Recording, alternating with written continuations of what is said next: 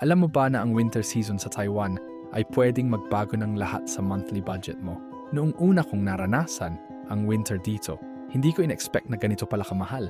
Sa summer, utilities ko lang ay 500 hanggang 800 Taiwan dollar. Pero pagdating ng winter, biglang tumaas sa 2,000 hanggang 3,000 Taiwan dollar. Yun palang utilities.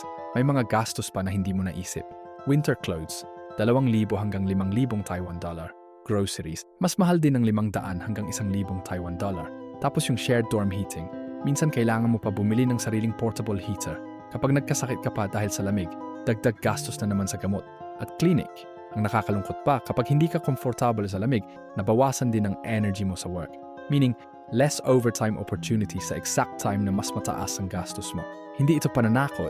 Personal experience ko lang ito bilang OFW. Ang winter sa Taiwan, hindi lang tungkol sa pag-init, tungkol din ito sa paghahanda ng budget mo.